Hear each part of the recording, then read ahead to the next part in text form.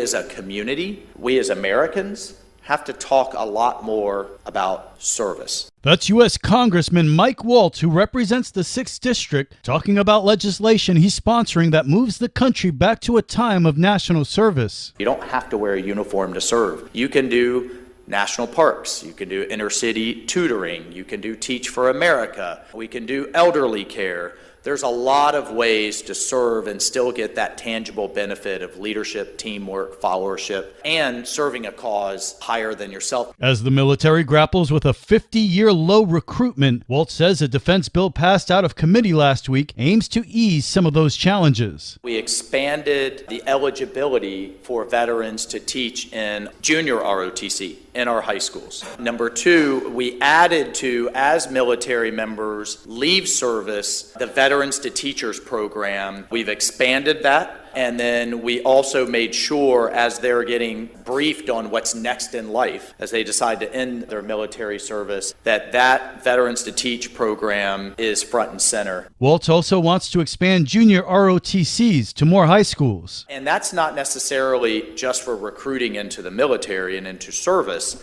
Even if you do junior ROTC and you decide, you know what, I'll go do something else. We have found that young people who participate in junior ROTC and don't join the military usually end up becoming first responders or going to the Peace Corps or doing some other type of service. And at the end of the day, I think you get a better citizen out of it.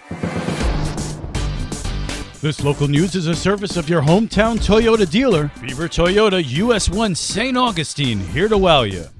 If we don't do it, no one else will. It's our responsibility. That's Hunter Miller with the nonprofit Oceana, which is fighting against new offshore drilling. He called upon the St. Augustine Board of Commissioners to draft a letter to the White House. What we're calling on the Biden administration to do, keep your promise, issue no new offshore oil and gas leases, like you said you were going to do. The commission agreed with a unanimous vote Monday night. I'm really happy the city commission passed this resolution to make it really clear that they oppose new drilling. He says St. Augustine has a history of activism against offshore drilling. When President Obama proposed opening up the Atlantic to offshore drilling and seismic airgun blasting, the community came together, marched over the Bridge of Lions, and at the time it was Mayor Nancy Shaver.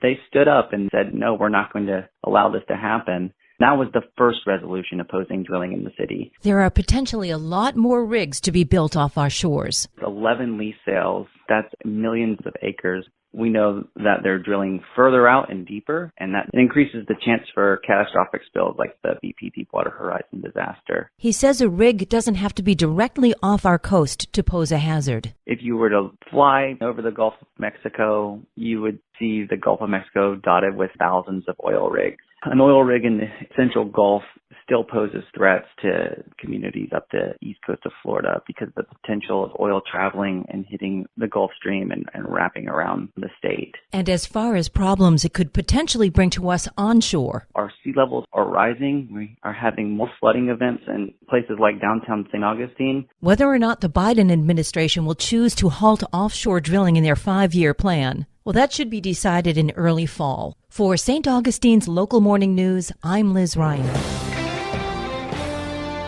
An expectant mother from Palm Coast gives birth at an unexpected location. Birthing support person Tabitha Sepula says the mother had some health concerns that could have affected the baby's birth, so the mother had planned to induce labor around the middle of next month. But then Sunday morning, I received a call, and it's Isis. And so I answer, and she says, I've been having cramps. Sepula got off the phone and drove to check on her.